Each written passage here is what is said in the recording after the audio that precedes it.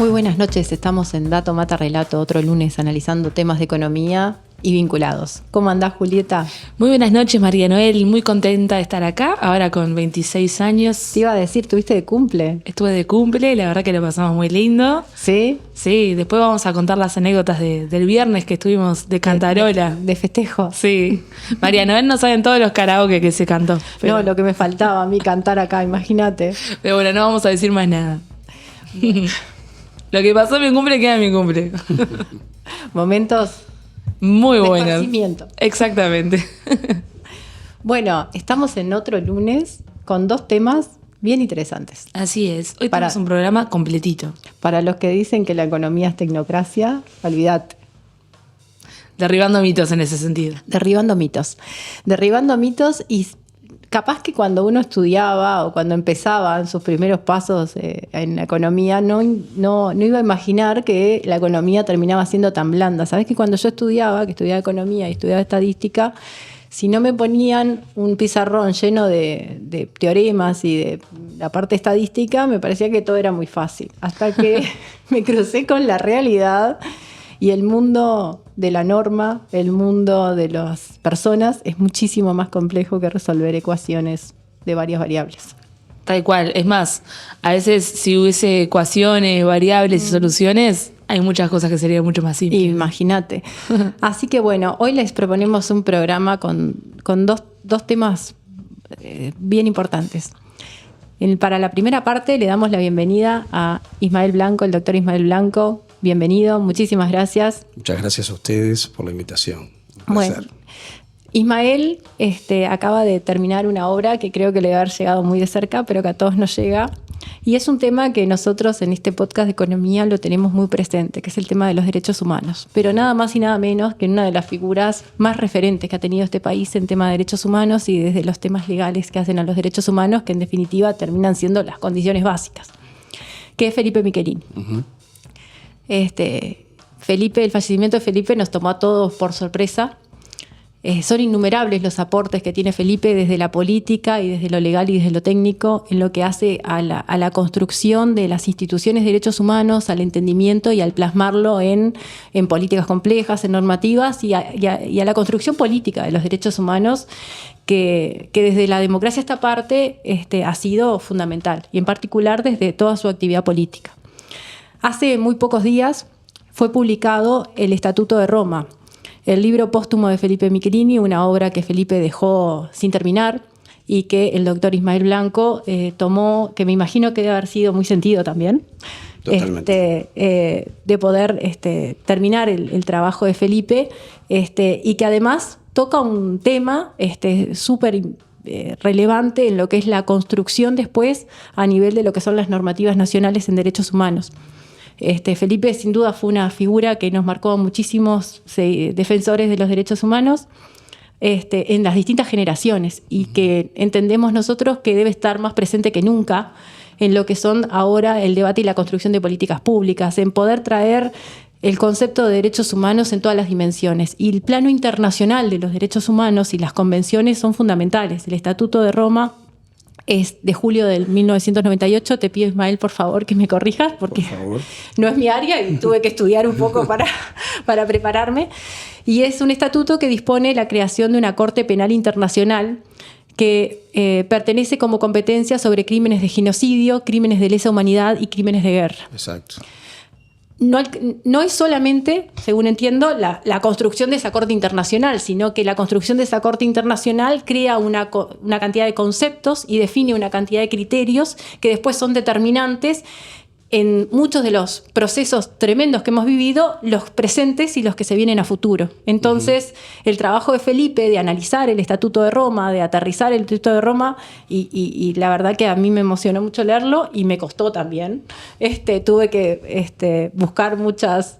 me parece que va a ser un trabajo que después seguiré conversando bastante con Ismael y que me va a enseñar un montón en poder entender muchas de las cosas que pude leer. Pero bueno, ¿qué fue primero que nada, qué es el Estatuto de Roma? ¿Qué implica? Y ¿cuál fue el aporte que hace Felipe en esta obra? Bueno, muy bien. Bueno, Antes que nada hiciste una introducción que yo creo que clarifica de qué se trata esto. Yo creo que el Estatuto de Roma empezaría un poco diciendo que es la culminación de todo un desarrollo del derecho internacional humanitario, el derecho internacional de los derechos humanos, que se plasma en esta convención, en este acuerdo, que obviamente que todavía está en proceso, ¿no? Una de las cosas importantes es que obviamente entra en vigencia a partir de la ratificación de determinada cantidad de países, pero a día de hoy, por ejemplo, países que tienen un peso en la geopolítica internacional muy importante, como Estados Unidos, Rusia, Israel, etcétera, por decirlos algunos que me vienen a la memoria rápidamente, no reconocen a este estatuto, y entiendo yo, y esto es una opinión, no por no darle importancia a estas normas internacionales, sino porque también la aplicación de las normas internacionales, como cualquier conjunto de normas jurídicas, necesariamente exige a las partes una, por decirlo de alguna manera un poco vulgar, una confianza necesaria que la aplicación va a ser siempre equitativa, que se va a aplicar en todos los casos, que no va a haber excepciones, etc. El Estatuto de Roma, como culminación y proceso a la vez, tiene como antecedentes, si vamos yo diría, los más jóvenes, porque yo creo que todavía, y espero, a nivel de la formación normal, secundaria, en la historia universal, la Segunda Guerra Mundial es algo que es relevante. Bueno, allí lo que se planteó y que fue un desafío para el derecho era qué pasaba con los crímenes de guerra, con los crímenes de lesa humanidad, con los crímenes de genocidio, que, por ejemplo, un antecedente importante es un autor, Lepkin, que empieza a hablar sobre finales de la década del 29, lo que es el genocidio en el sentido de un concepto que era desconocido, que es la eliminación sistemática de un grupo de personas, en principio consensuado en lo que tiene que ver con pertenencia a un grupo étnico, pertenencia a una cultura, pero también hay quienes sostenemos que se podría plantear, esto no es consensuado, el genocidio también como la eliminación sistemática de aquellos que piensan o sostienen una ideología.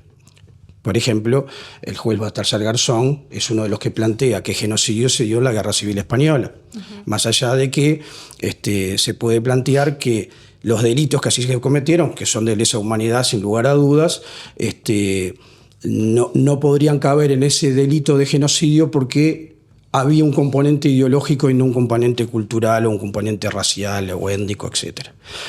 Digo esto porque el Estatuto de Roma no se explica si no se explica también lo que pasó antes.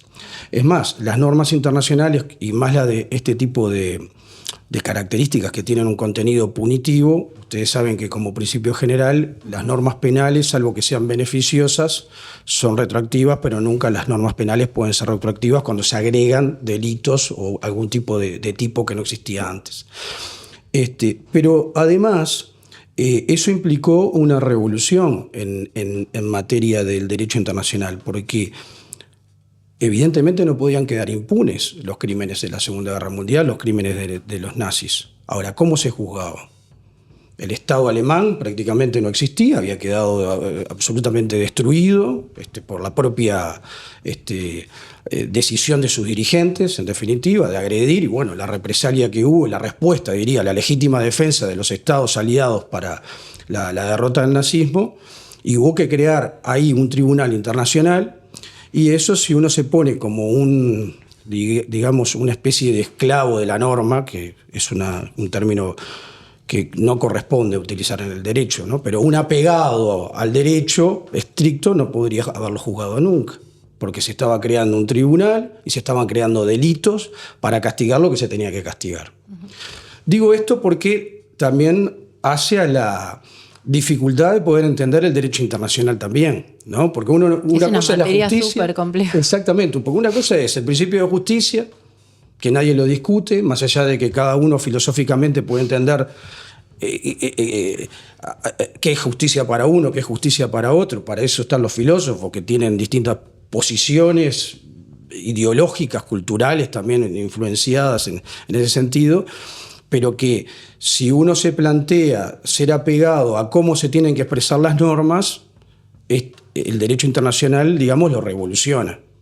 Pero para eso genera consenso. Por eso vuelvo ahora a lo que decía al inicio. El Estatuto de Roma es un avance para lo que se llama la jurisdicción internacional en la persecución de determinados delitos que por su gravedad, estamos hablando genocidio, estamos hablando de lesa humanidad, estamos hablando otros delitos que se agregan a través de otras convenciones contra la tortura, por ejemplo, que es posterior y posterior en el tiempo, o sea, como un proceso que va superando hasta llegar a lo de Roma, pero en definitiva nos encontramos con determinados obstáculos que no significan la no importancia de este cuerpo normativo. Pero, por ejemplo, porque en definitiva yo creo que el derecho también se explica en ejemplos. Ustedes son economistas o son gente que maneja los números. Bueno, pero está ahí, le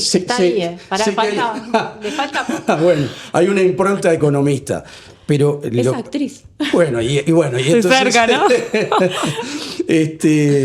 Muchas veces se dice, hago un paréntesis, que en el derecho un juicio es una puesta en escena, ¿no? Digo, sí. Más allá que el contenido es buscar la verdad o buscar la justicia, pero es una puesta en escena y muchas veces es relevante como se plantean los argumentos, ¿no?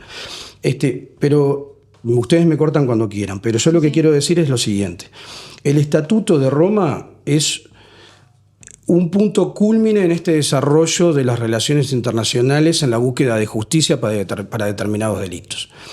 Pero no es la panacea, es como el derecho, no es la solución per se, es sí un avance desde el punto de vista ideológico también. Decir, bueno, hay determinados delitos y determinados criminales que tienen que ser juzgados. Implica determinados acuerdos. Implica determinados acuerdos. Y compromisos, y en definitiva, si bien vos decís que es algo que culmina, para adelante deben ser súper relevantes.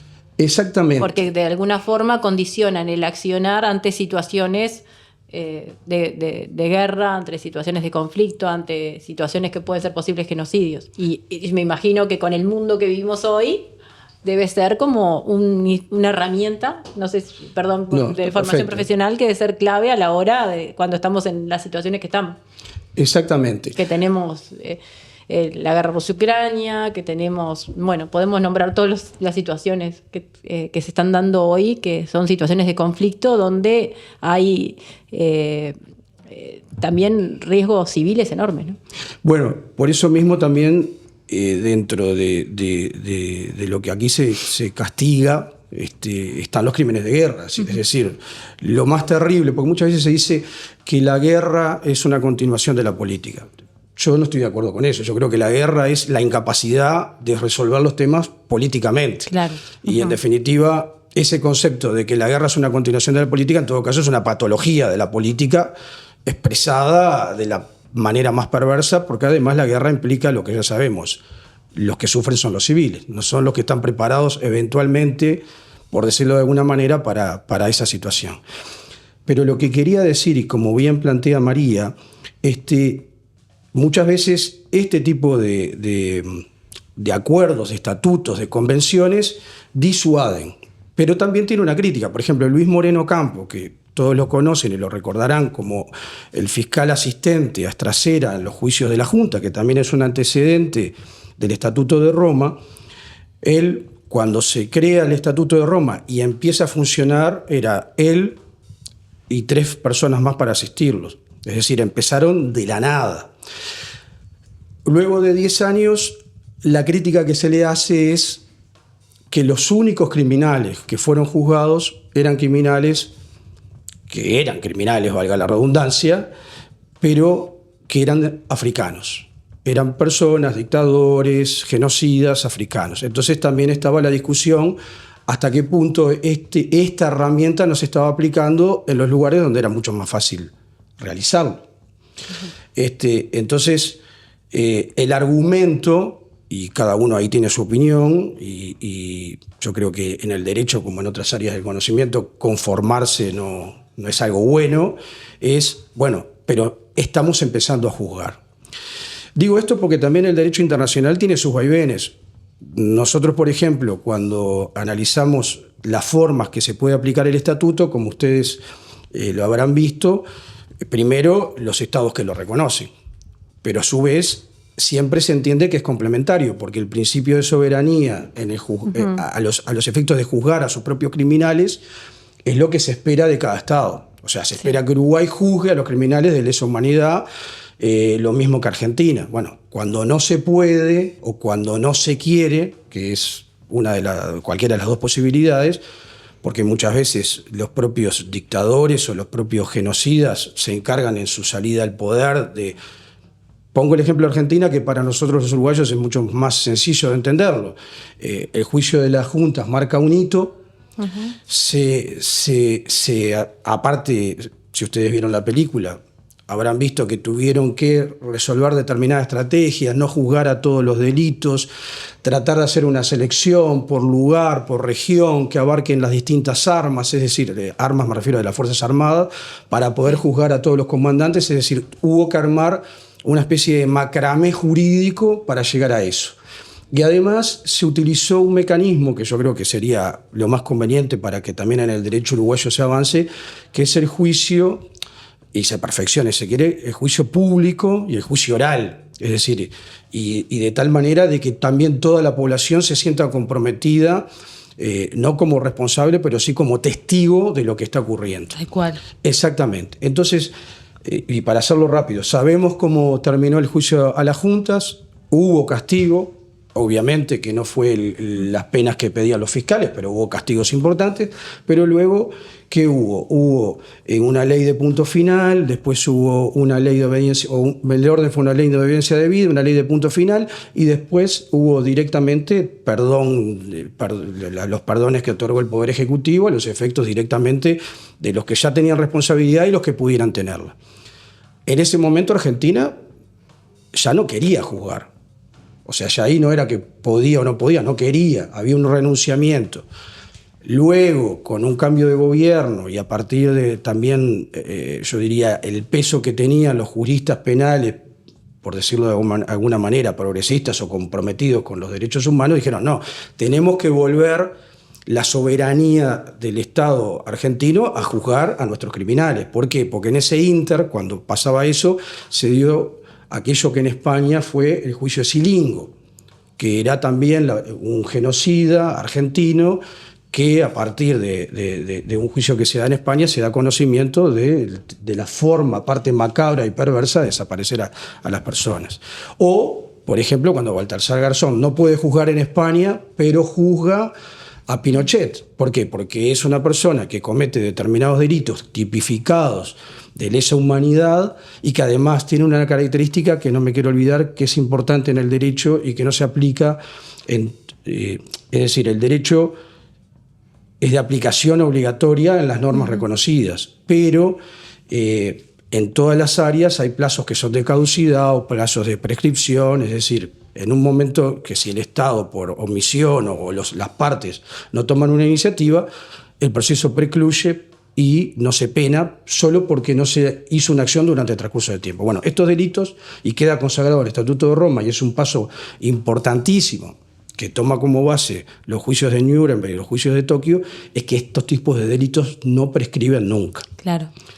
Además, en Roma, por ejemplo, se llevó a cabo el juicio por Elena Quinteros también, ¿no? Exactamente. Para un ejemplo exactamente. Bueno, ahí también es una demostración cómo supletoriamente, por eso decimos que este tipo de conjunto de normas son complementarias, el Estado uruguayo no estaba haciendo o no estaba pudiendo juzgar a determinados criminales o presuntos criminales en la primera etapa hasta que se comprobó su responsabilidad, y además muchas veces también se aplican determinados criterios para esa posibilidad de juzgar, que es primero el concepto de jurisdicción internacional, es decir, de que como son delitos de estas características, cualquier juez en cualquier lugar lo puede hacer. Lo hizo Garzón con Pinochet, porque si no, nadie podría entender cómo un juez español pudo pedir la detención de Pinochet en otro estado, etcétera, etcétera, por las características del delito.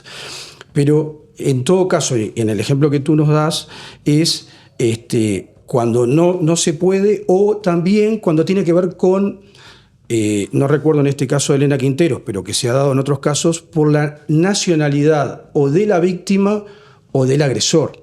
Es decir, ustedes recordarán que muchos, antes que la justicia uruguaya pudiese empezar a juzgar, había reclamos de estados, por ejemplo, europeos, descendientes de italianos, de españoles, donde se reclamaba justicia porque se entendía que era un nacional que había sido víctima.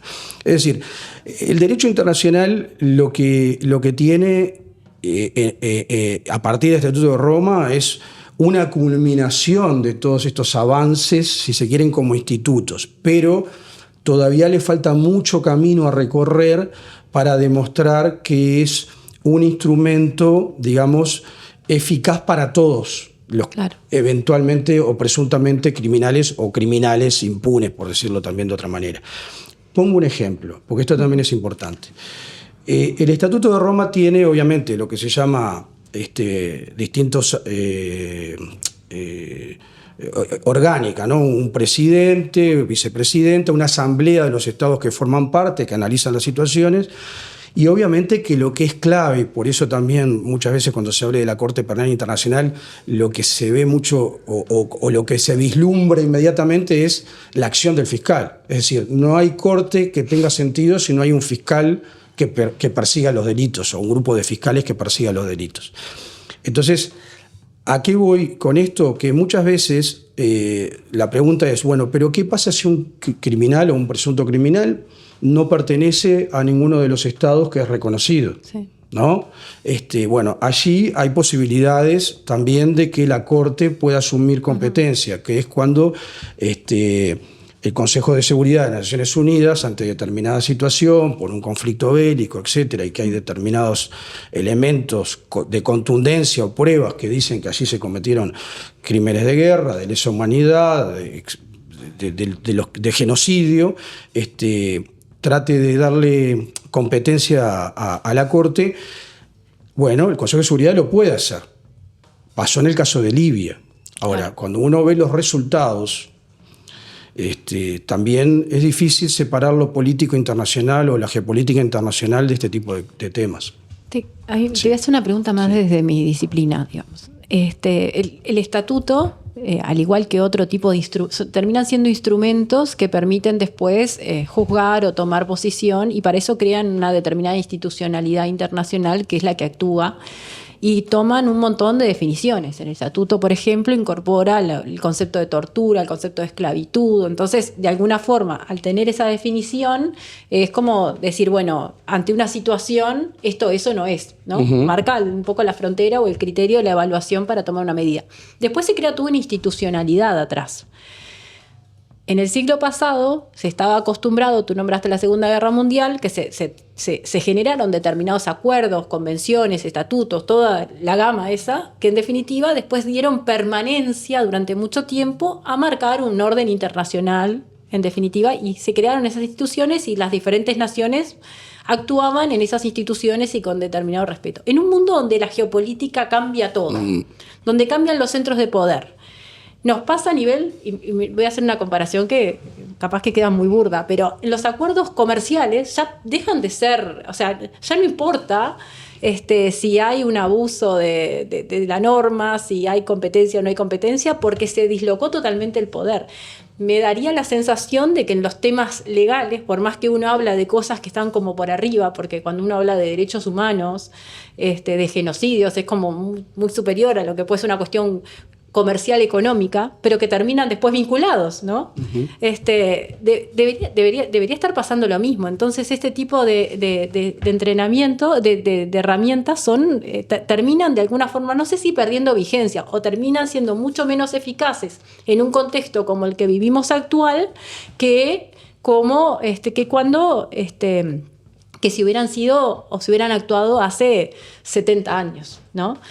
Por otra parte, también existen otros fenómenos, esto de la globalización en todas las dimensiones, que también juegan en contra. Y me voy hablando más que nada cuando hablamos, por ejemplo, del narcotráfico, de las economías ilegales, que después terminan transversalizando no solo la acción de gobiernos, no solo las situaciones de guerra, sino cualquier tipo de conflictos que trascienden muchas veces lo que pueden ser intereses nacionales o por qué se manifiestan, porque siempre hay un interés económico detrás, pero de un grado de complejidad enorme. Exacto. Es así. El derecho tiene algo que es necesario, que es la coacción. Entonces, en la medida que tú no tenés un elemento de coacción, y nadie habla de coacción ilegítima, sino de hacer respetar la norma y que cada uno asuma su responsabilidad, y bueno, genera un poco ese, por decirlo de alguna manera, descrédito o incredulidad.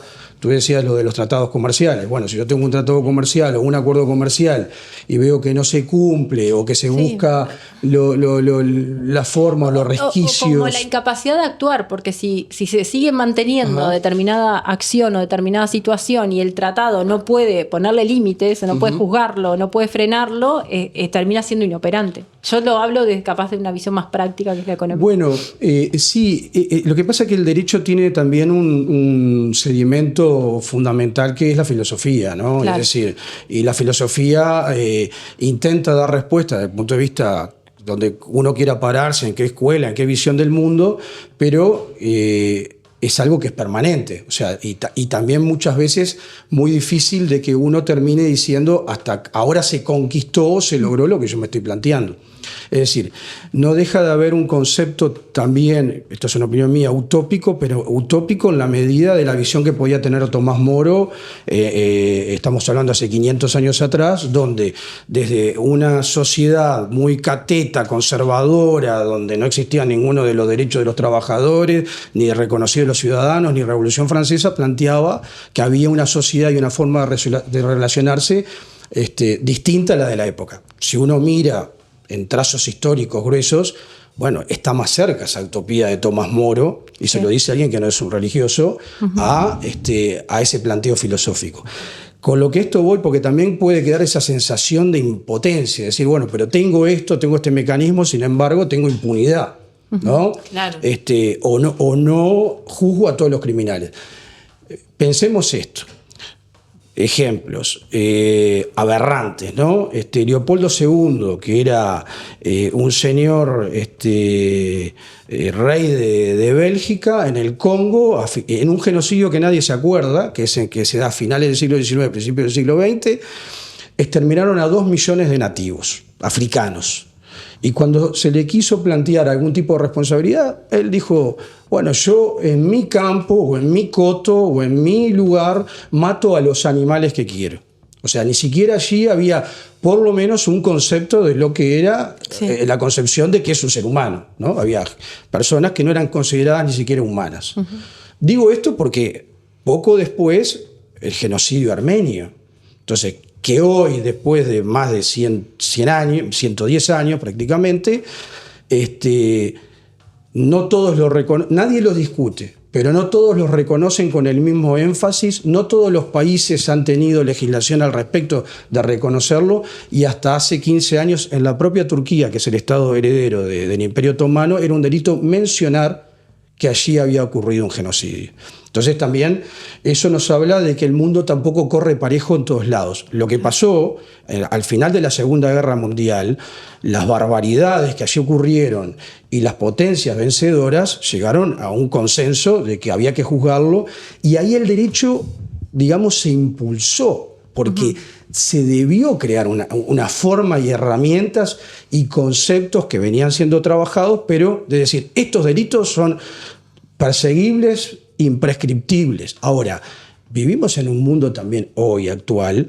Lo que pasó en Libia, hoy, con el diario de los años, ni siquiera, diría con el diario inmediato, si se quería también, fue un despropósito del derecho internacional. Fue una intervención directa de las potencias de la OTAN, como también en Yugoslavia, Y además un país como Francia, que tú que sos economista, le imprime a 14 países de África el dinero y se lleva la mayor cantidad de oro que puede. Claro. Entonces, y la respuesta, uno que piensa que el Estado de Derecho tiene que ser siempre la respuesta, y así estamos convencidos, y Felipe era una persona que entendía que todos los procesos tenían que ser pacíficos, institucionalizados por elecciones, como pensaría cualquier uruguayo formado en esta sociedad. Hoy hay regímenes que dan una respuesta militar para sacar a líderes que han colaborado después de la salida del colonialismo de los 60, un nuevo colonialismo que se dio con formas de aristas democráticas, ¿no? Por eso te digo que es complejo. A mí ¿no? la reflexión que me queda es que en un mundo, vos usás la palabra de parejo, en un mundo cada vez más desparejo, por no entrar en cuestiones técnicas ni legales, más que nunca se necesitan este tipo de institucionalidades legales, pues si no sería, o sea, ese como aquello que si tenés imperfecciones, apostá más a la democracia que sacarla, ¿no? Exacto. Pero, a ver, para terminar, en el prólogo del libro, que lo hizo David Uriarte, Exactamente. él decía que, bueno, que el libro tenía dos aportes o dos objetivos fundamentales. Uno es contribuir a la generación de conocimiento, a la formación en la cuestión docente y en el análisis de estos temas, que después tienen mucho del entendimiento, de cómo se plasman, de cómo se transmiten. Y la otra cosa era la empatía con las víctimas, ¿no? Exacto. Yo creo que el libro nos muestra que Felipe está mucho más presente que nunca, y cuál es el aporte y dónde tenemos que seguir para que es un libro que es mucho más que un libro. Exactamente. Bueno, ustedes hoy me dieron la posibilidad de referirme más a una visión técnica y de análisis histórico cuando hicimos la presentación del libro de Felipe en la sala mayor de la universidad. Que está disponible en YouTube, además. Exactamente, está bueno para tenerlo presente. Ahí afloraron, si se quiere, también aspectos que tienen que ver con el sentimiento hacia, como bien decía María, hacia un amigo, un compañero. Que además Felipe era un gran docente, era un gran académico, porque uno puede ser buen docente, pero además un gran académico y alguien que permanentemente escribía, es decir, un estudioso del tema. Felipe, y uno de los, y ustedes lo verán en el aspecto orgánico del Estatuto de Roma, establece un fondo fiduciario de beneficio a las víctimas.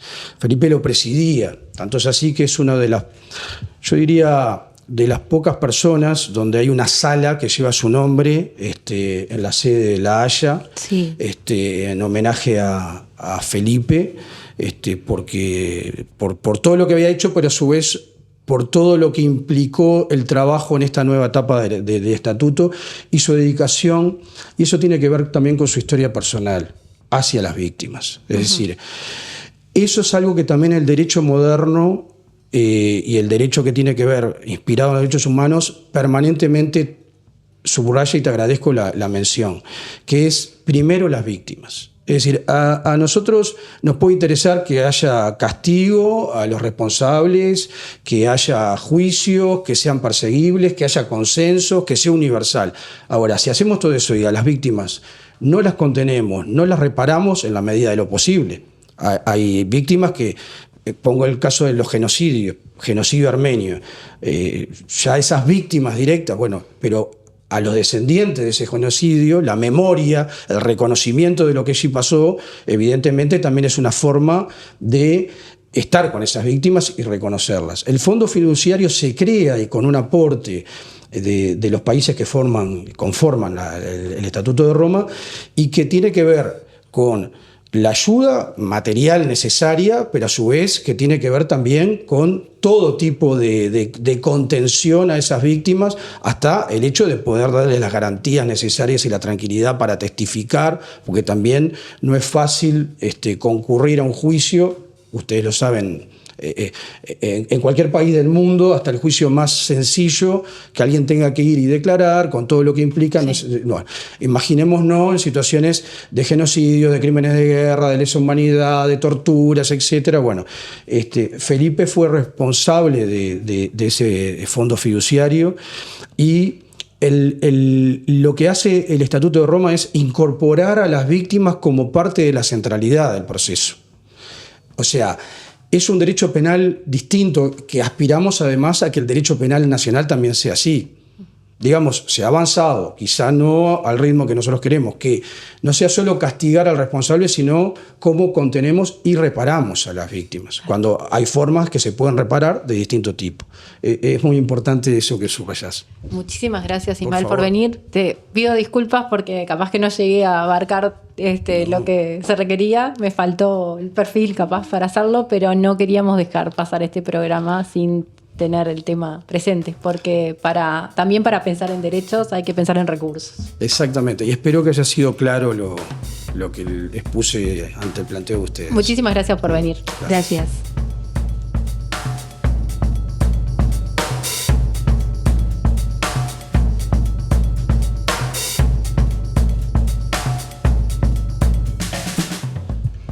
Bueno, estamos en la segunda parte de Dato Mata Relato.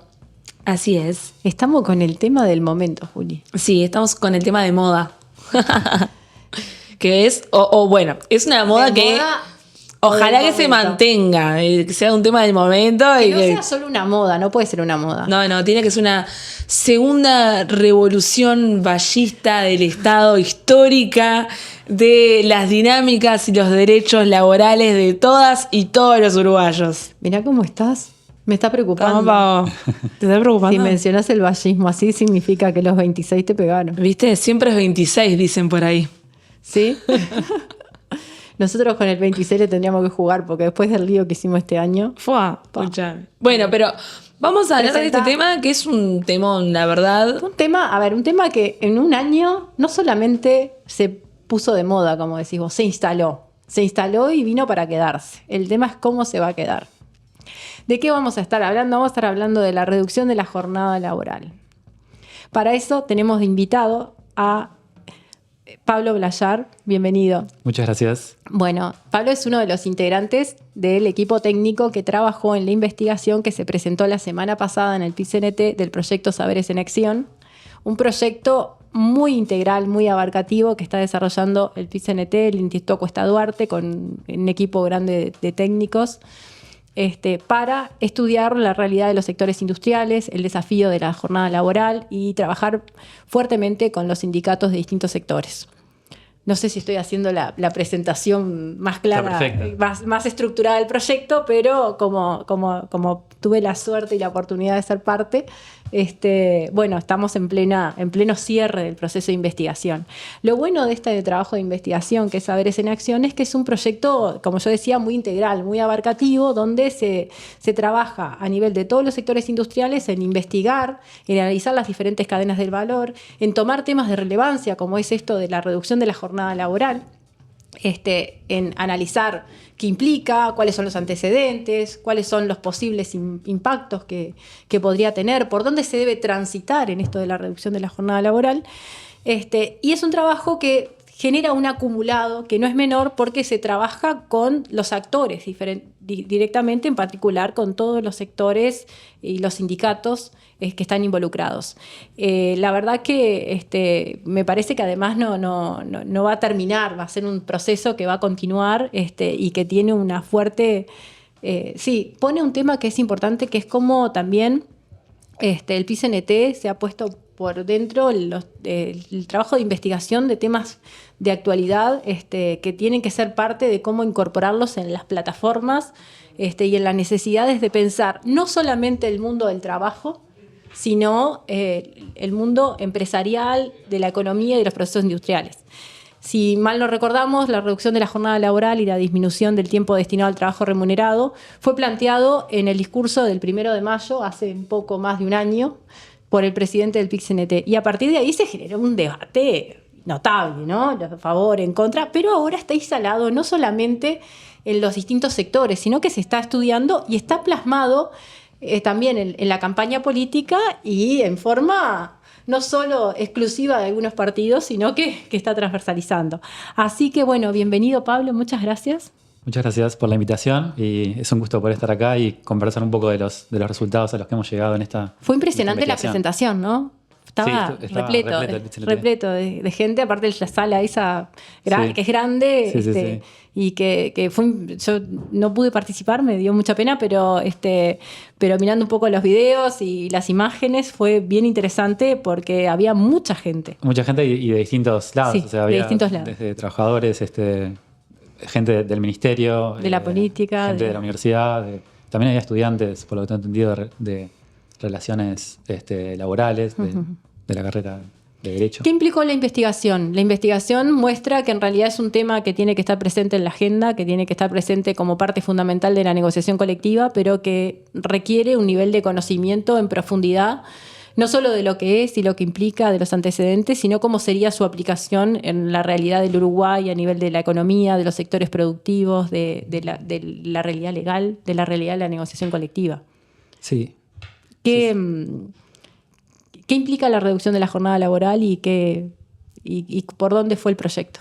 Ahí va. Primero que nada, para que la gente entienda de qué estamos hablando cuando hablamos de reducción de la jornada laboral, estamos hablando generalmente de una ley que establece cuál es el máximo de horas semanales o diarias que una persona puede trabajar en su actividad principal, en su trabajo principal. Y lo que se propone en este caso es una reducción de ese máximo. En el caso de Uruguay tenemos un tope de 48 horas semanales para los sectores industriales y de 44 para el sector del comercio. Y la propuesta implica reducirla a 40 horas semanales, pero más allá del número concreto, lo que implican estas propuestas es reducir el máximo legal de horas semanales que se puede trabajar. La propuesta además implica una reducción sin pérdida salarial, y esto es importante tenerlo en cuenta. Y una aclaración que capaz que es obvia, pero por las dudas, estamos hablando de el tope de horas trabajadas en un empleo, ¿no? Imaginemos, por ejemplo, yo mencionaba el sector comercio o el sector industrial, pero imaginemos, por ejemplo, un docente que trabaja, no sé, 30 horas en secundaria y 20 horas en la enseñanza privada, o sea, un total de 50 horas semanales, que es una cosa que puede pasar. En ese caso, el tope no aplica. Esta reducción no aplica porque son trabajos separados, digamos. Claro. Pero estamos hablando acá del tope para un mismo empleo. ¿Sí? Esos son como algunos puntos iniciales. ¿Cuáles son los antecedentes a destacar y cuáles son los más relevantes o las referencias que se tienen? Porque es común que cuando viene una política como estas o una idea como estas, hay siempre los casos ejemplo destacado, sí. ¿No? Entonces, sí. Y capaz que no todos los casos se aplican para todos y uno tiene que mirar dónde, pero porque eso nos pasa mucho, nos quiere, es como el modelo chileno de seguridad social, nos lo quisieron vender y muchos miraban a Chile, ahora más bien que hay que mirar para otro lado. Exacto, en realidad siempre en estos casos es importante dos cosas. Por un lado, estudiar lo que se sabe del tema y lo que han avanzado otros países. Pero siempre teniendo en cuenta que la aplicabilidad al caso uruguayo puede ser, hay que pensarla y aplicarla al caso concreto. No es que mecánicamente puedo extrapolar lo que pasó en Chile, o voy a mencionar ahora el caso de Portugal. Uh-huh. No se pueden extrapolar de forma mecánica a Uruguay, pero aún así son insumos muy relevantes para tener en cuenta. Y nosotros lo que hicimos fue centrarnos en estudios, en reformas que se hayan dado en los últimos 40 años, y para las cuales haya investigaciones académicas que tratan de analizar cuáles fueron los impactos de esas reformas sobre distintas dimensiones relevantes del mercado de trabajo, pero también interesa entender cuáles son sus efectos sobre otras dimensiones como la salud de los trabajadores, el bienestar de los trabajadores. Es relevante entender los impactos de género que también pueden tener estas reformas. Y para mencionar algunos ejemplos concretos, nosotros analizamos, hay dos casos en Europa que son bastante estudiados. El caso de Portugal, que en 1996 redujo la jornada laboral a 40 horas semanales, y el caso de Francia, que en los 2000, la reforma se produjo en varios años, pero a inicios de los 2000 redujeron la jornada laboral de 39 horas semanales a 35 horas semanales. Wow. Estos dos casos es una reducción mayor que la que, digamos, a menos horas que la que se propone en Uruguay todavía. Y son importantes porque han sido bastante estudiados por la literatura académica, principalmente económica. Entonces sabemos bastantes cosas de lo que ha pasado ahí. Y menciono 2 casos más. El caso de Corea del Sur, que también estudiamos, que se dio en la primera década de los 2000. Corea del Sur es siempre de esos países en los que uno piensa, cuando piensa en países en los que se trabaja mucho, por lo menos está esa idea, esa intuición, que es cierta, pero durante esa década Corea redujo bastante las horas semanales y anuales trabajadas en promedio. O sea que en el caso de ellos también lo llevaron a 40 horas semanales, que es lo que se está proponiendo acá, ¿no? Y finalmente, tal vez para no explayarme demasiado, un cuarto caso interesante a mencionar es el de Chile. Chile implementó 2 reformas en lo que va del siglo XXI. Una que fue a inicios, entre los 2000 y el 2005. En realidad la reforma comienza a inicios de los 2000, pero termina de implementarse en el 2005. Y en realidad hace 2 años se propuso una nueva baja del tope de horas semanales, pero esa reforma no la estudiamos en profundidad porque todavía se está implementando. Sí, Entonces no se todavía no se conoce sabe bien cómo... lo que pasó, pero sería interesante también hacer un seguimiento de la discusión parlamentaria que se dio en ese caso. Porque es más actual, digamos. Porque es más actual, pero todavía no hay estudios académicos que hayan podido relevar los efectos totales. Pero sí el caso de Chile a inicios de los 2000 nos pareció muy relevante estudiarlo en detalle porque es un país latinoamericano que se puede decir que tiene un contexto institucional más similar al caso uruguayo que, por ejemplo, el caso de Portugal o de Francia. Entonces, cuando todo el mundo sale a decir no a la jornada laboral por los problemas, para mí la primera conclusión es que todavía podemos seguir diciendo que las cosas llegan 25 o 30 años después al Uruguay, ¿no, Juli? Claro, y además que si nos ponemos a pensar, por ejemplo, cómo se llegaron a las 8 horas, hace muchísimo tiempo que se reguló las 8 horas de trabajo. Entonces, como también es interesante la resistencia que a veces se genera y no se ve la perspectiva de que hace, no sé, siglos que están las 8 horas, ¿no? Y también quería preguntarte con respecto a esto, tú mencionabas uno de los factores que me parece fundamental, que es reducir la jornada de trabajo, pero sin pérdida salarial. Y quería preguntarte en ese sentido, si podías explayarte un poco más en ese punto, y también cómo muchas veces se cuestiona por el lado de la productividad que podría afectar esto, cómo ustedes han visto eso, ¿no? Porque también pareciera que hay un problema de acceso al trabajo, que de repente hay trabajos que permanecen personas y no se abre la cancha para otras personas por el tiempo que permanecen, por los años que están, o sea, por todas esas cuestiones. Y para redondear mi pregunta, también preguntarte si esto sería un proceso paulatino, es decir, imagino que no se debe ir de una a las 40 horas. Eso. Bien, empezando con esto último, en realidad la idea sí. Casi todos los países que hemos analizado implementan estas reformas de forma paulatina. Incluso pueden llevar hasta 5 años, en realidad en el caso de Corea más todavía. O sea que estos cambios que sean de forma paulatina es algo relevante y que se puede tomar en el caso uruguayo. Hay que pensar ahí cuáles son las dimensiones por las que se escala la reforma. Se puede pensar que primero se ajusten, por ejemplo, en algunos sectores de actividad.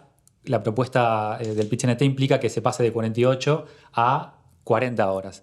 Esa es una reducción bastante grande y se podría escalonar en 2 partes, por ejemplo.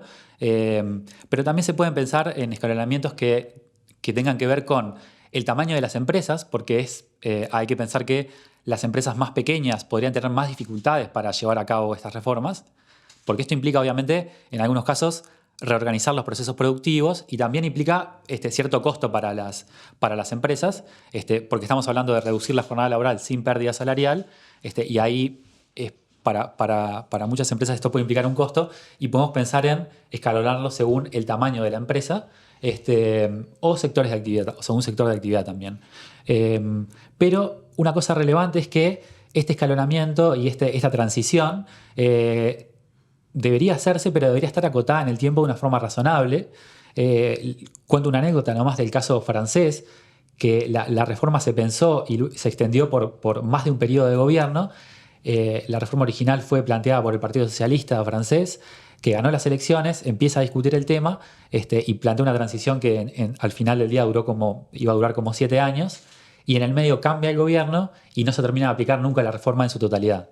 Sí hay muchos, para una gran masa de trabajadores y trabajadoras la reforma se aplicó, pero nunca se llegó a aplicar del todo. Entonces, la gradualidad es importante, pero yo diría que como máximo un periodo de gobierno claro.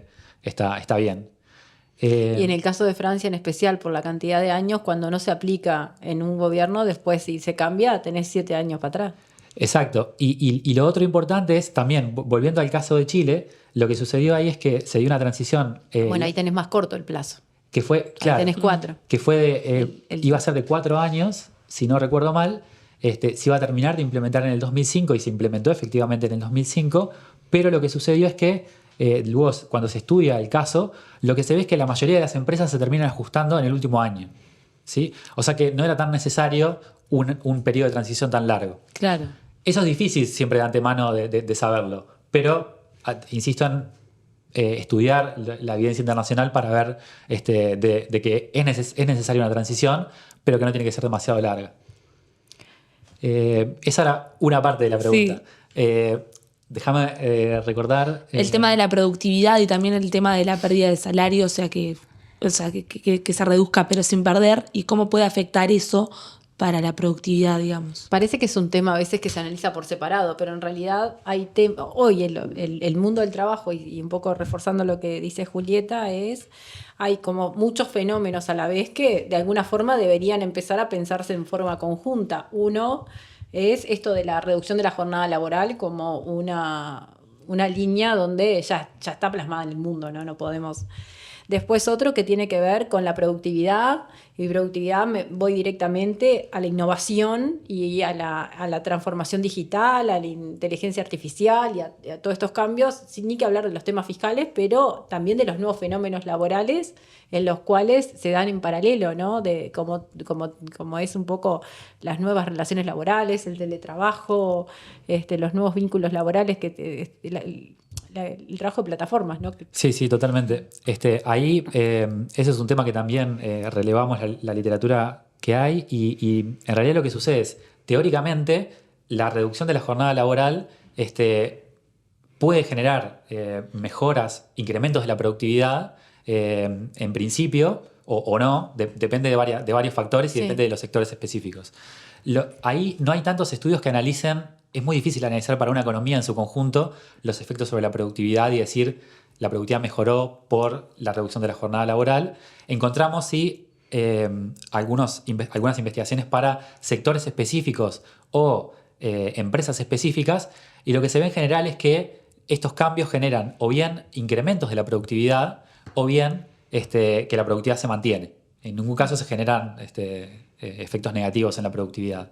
Y quiero mencionar un caso en particular, porque es una dimensión de la productividad en la que generalmente no se piensa, que es que hay un estudio en particular para cambios en la duración de la jornada laboral en Estados Unidos, en particular es un estudio para paramédicos en Estados Unidos, o sea, son trabajadores que están del sector médico que están ahí, digamos, interactuando con personas que están en riesgo.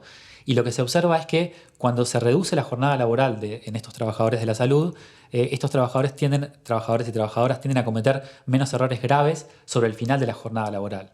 Entonces esa es una dimensión vinculada a la productividad que no implica cuántos tornillos soy capaz de producir en una hora, sino que implica la calidad del trabajo que estoy realizando. Entonces eso es algo que hay que tener en cuenta, y más en sectores como la salud, en los que en Uruguay pasa que muchas veces las personas, los trabajadores y trabajadoras de la salud trabajan extensas jornadas, sí. Y una reducción de la jornada laboral puede implicar mejoras en la productividad, pero no entendida como atender a más pacientes, sino atenderlos mejor, de no cometer errores graves, que sobre todo es entendible, ¿no? Que si una persona tiene una jornada laboral extenuante, en la última hora probablemente tenga más predisposición a cometer errores que pueden afectar, en el caso de la salud, la vida de una persona, pero piensen también en actividades en las cuales la persona está manipulando una máquina que puede ser riesgosa para su propia salud. Sí. Entonces pueden disminuir también los accidentes laborales. Sí, por ejemplo, los bomberos también, ¿no? Exacto. Están expuestos a un humo que directamente les afecta a la salud, tienen muchos tipos de cáncer, de enfermedades, esperanza de vida muy bajo, es decir... Es necesario pensar realmente estos temas. ¿El sector salud es un antecedente de reducción de la jornada laboral en nuestro país? Porque es un tema discutido también, ¿no? En el sector salud, nosotros no estudiamos específicamente el sector salud, y además creo que tiene la característica de que hay la proporción de personas que tienen varios empleos El multiempleo va de la mano, sí. Entonces ahí es como que yo creo que esta política tal vez no impactaría tanto ahí. ¿Sí? Los sectores en los que estamos pensando en que puede impactar más son sectores, bueno, como el comercio sin duda, la industria en general, y por ejemplo, el sector del transporte carretero es un sector que tiene una cantidad de horas trabajadas bastante altas y es otro ejemplo de una actividad que, digamos, si tenemos jornadas extenuantes, se puede poner en peligro la vida propia y la de otros. Te puedo hacer una pregunta. El sector comercio es un sectorazo para analizar por la diversidad que tiene, por la complejidad que tiene y también por procesos que se están dando en muchas otras industrias, en los temas de concentración, en la dificultad de las pequeñas y medianas empresas. Un sector muy importante en la generación de empleo, pero que también tiene algunas debilidades fuertes en todo lo que es la agenda laboral, ¿no? Si voy a un comercio de determinado porte, ahora todo esto lo que es la venta electrónica, que cada vez se incorpora más y que también de alguna forma atenta contra los puestos de trabajo. De hecho, uno lo ve cuando comprar por la plataforma es más económico que ir al comercio. A mí todavía eso, en algunos sectores no me cierra eso de comprar, que no sé lo que voy a comprar, pero eso por Antigua nomás. Pero de alguna forma no podía compensarse, decir, bueno, si yo crezco en el telemarket, no puedo de alguna forma ir de la mano de la reducción de la jornada laboral. Si saco mayor beneficio de la venta por internet, también ese mayor beneficio de alguna forma podía distribuirlo de forma tal entre el capital y entre el trabajo para contribuir a una progresiva reducción de la jornada laboral o a una reducción de la jornada laboral. Sí, sí. Lo mismo que pienso en una industria con una incorporación de una máquina o de... Sí, eso me parece un punto clave en realidad, y retomando con algo que decíamos hace un rato, de que en Uruguay en 1915 se estableció la jornada laboral de 8 horas, en realidad que es 48 horas semanales. Y desde ese momento hasta hoy en día, si uno mira cómo evolucionó, por ejemplo, el PBI o el PBI per cápita, que es como una medida de la capacidad de nuestra economía de producir bienes y servicios, se ha incrementado exponencialmente. Los salarios reales también han crecido algo, menos que el PBI, pero han crecido. Y la jornada laboral se mantiene. Entonces, somos una economía capaz de, digamos, que incrementó su productividad, medida de esta forma un poco bruta, pero que incrementó su capacidad de producir bienes y servicios. En cuanto a los... Pero es el indicador de referencia. Sí. Okay. Es bruto, pero es el indicador de referencia. Exacto. Entonces, en 100 años fuimos capaces de producir muchos más bienes y servicios, de tener unos ingresos algo más altos. Bueno, pensemos también en si no queremos como sociedad dedicar parte de ese incremento de nuestra capacidad productiva a reducir la jornada laboral y tener más tiempo para nuestras propias vidas, ¿no? Además de lo que hacemos en el trabajo. Y entonces, digamos, vinculándolo con el tema en sectores que tienen mucha capacidad de cambio técnico, en parte eso también, eso que vos estabas mencionando es cambio técnico que genera un incremento de la productividad por hora del trabajador. Eso, en principio, incrementa las ganancias de la empresa y proponer reducir la jornada laboral manteniendo el salario constante es una forma también de redistribuir ese incremento de las ganancias entre trabajadores y empresarios. Hicieron la investigación. La investigación se presenta en un momento clave porque estamos en plena campaña electoral. De alguna forma, por la rigurosidad que tuvo y por el avance que tuvo, es un mojón en el tema. Yo mencioné un poco la cantidad de gente que estaba y la diversidad de gente que estaba porque creo que muchos estaban esperando a ver qué se iba a presentar y qué discusión se iba a dar y cuáles son los pasos a seguir. De hecho, parecería impensable que no estuviera en los distintos planes de gobierno y en las distintas discusiones que hacen a una nueva administración porque en definitiva mucho se juega en los compromisos de campaña, también mucho se juega que va a pasar durante después 5 años y sí. En el mundo que estamos 5 años es mucho. No quiero ni pensar qué va a pasar con la inteligencia artificial cuando estemos discutiendo la campaña, cuando sea la campaña del próximo gobierno. No tenemos ni la más pálida idea, de hecho no tenemos la más pálida idea de en qué está la inteligencia artificial desarrollada ahora, ¿no? Sí. Estamos con lo que vemos. Pero me parece que la investigación marca un mojón. ¿Y cómo sigue esto en términos de propuestas, de análisis, y cómo se empezaría a trabajar rápidamente en hacer real la reducción de la jornada laboral? No sé, qué normas, qué sectores, cómo se plantea la negociación colectiva. ¿Te parece? Le abrimos toda la gama y que... Sí, vos mencionabas ahí un punto que es, o sea, cuando uno pasa de estudiar los casos internacionales a ver cómo se implementaría en Uruguay, surgen como varias preguntas, no tanto de qué efectos genera en otros países, sino cómo hacemos para bajarlo a una ley concreta en Uruguay. Porque aparte la primera cuestión fue el rechazo. Cuando se planteó el tema en el discurso del 1 de mayo del 2023, lo primero fue cámaras empresariales o sectores diciendo imposible. Sí. Claro. Y se habla mucho de los costos laborales del Uruguay, cuando en realidad si uno, perdón, ahora yo voy a ir a mi investigación en saberes en acción, cuando uno empieza a investigar, en definitiva, la mayor dificultad que tienen muchos sectores no atienden a los costos laborales, sino que atienden a procesos que tienen que ver con, por ejemplo, el desarme de las cadenas de valor a nivel global, ¿no?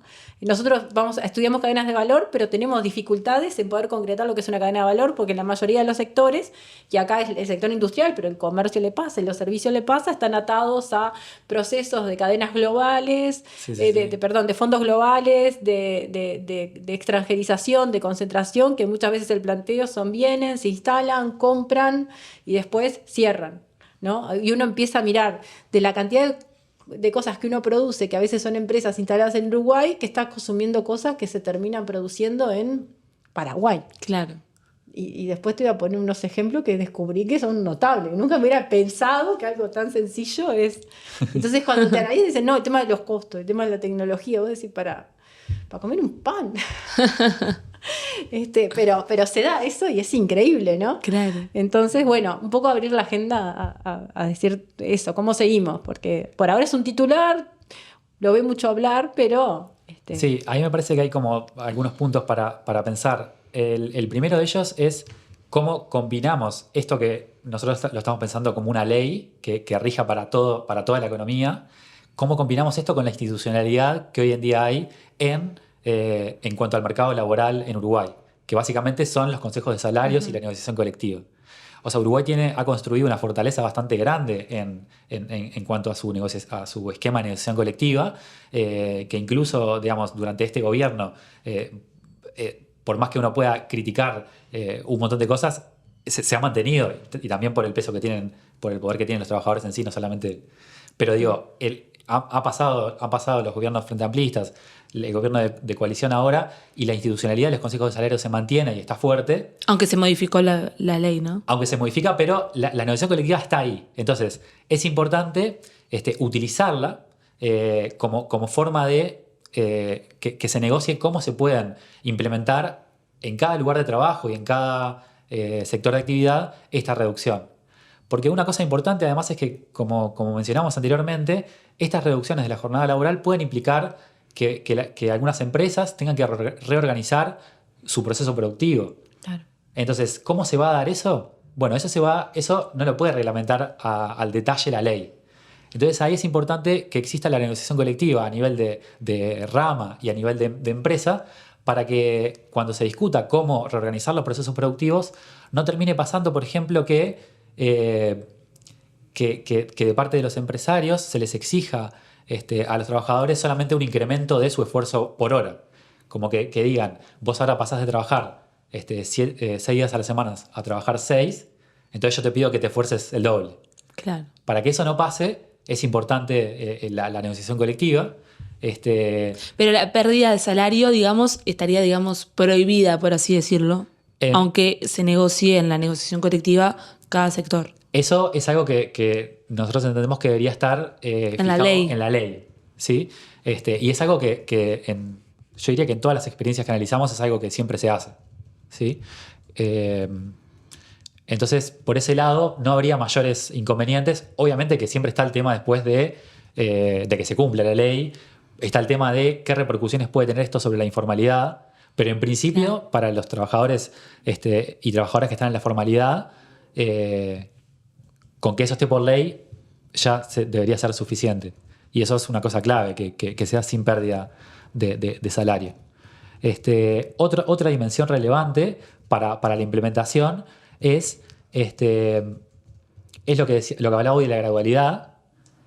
Otro elemento relevante es si se introducen o no si se introducen y cómo algunos elementos para flexibilizar la jornada laboral, ya sea mensual o semanal.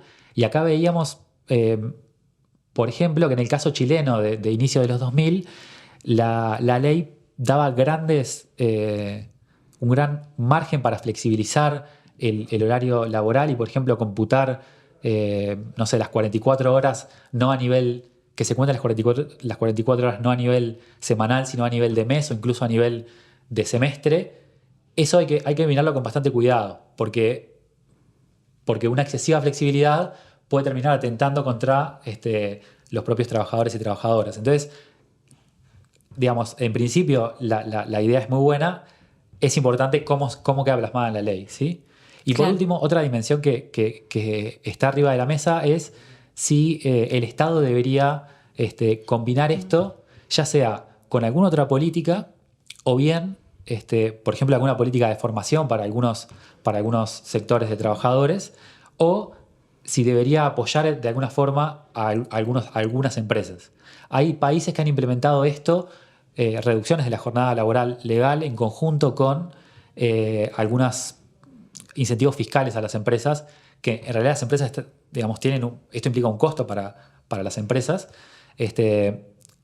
pero lo que nosotros veíamos en nuestro informe es que estas políticas han sido efectivas tanto cuando los países le implementan con incentivos fiscales a las empresas como cuando no lo hacen.